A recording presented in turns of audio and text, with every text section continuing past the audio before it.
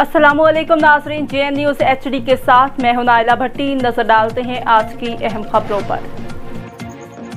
शुमाली वज़ीरिस्तान से ज़ैनुल्लाह खान की रिपोर्ट के मुताबिक मुस्लिम लीग नून शुमाली वज़ीरिस्तान के देरीना कारकुनों ने सूबाई सदर अमीर मकाम से नाराज़गी का इज़हार करते हुए शुमाली वज़ीरिस्तान की तश्कील करदा काबीना मुस्तरद कर दिया। उन्होंने मरकज़ी और क़यादत को फ़खरियात पहुँचाने के सिलसिले में 8 अक्टूबर को इस्लामाबाद प्रेस क्लब में प्रेस कॉन्फ्रेंस का ऐलान कर दिया। इस सिलसिले में शुमाली वज़ीरिस्तान की तहसील मीर अली में मकामी होटल में PMLN के देरीना कारकुनों का इजलास ज़ेर सदारत सीनियर क़यादत इमरान दावड़ मुनक्कद हुआ।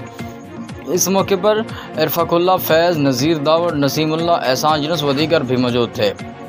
उन्होंने इजलास के बाद मीडिया के नुमाइंदों से गुफ्तगू करते कहा कि सूबाई सदर अमीर मकाम ने शुमाली वज़ीरिस्तान को नौमंतखब काबीना की तश्कील नौ में मुस्लिम लीग नून के मकामी सीनियर क़यादत और नज़रियाती कारकुनों को एतमाद में नहीं लिया। ये नज़रियाती वर्कर्स के साथ सरासर नाइंसाफ़ी है जो हरगिज़ तस्लीम नहीं की जाएगी। उन्होंने कहा कि शुमाली वज़ीरिस्तान की तश्कील करदा नई काबीना में दूसरे पार्टियों के अहदेदारों को नवाजा गया और नज़रियाती वर्कर्स को खड़े लाइन लगाया गया।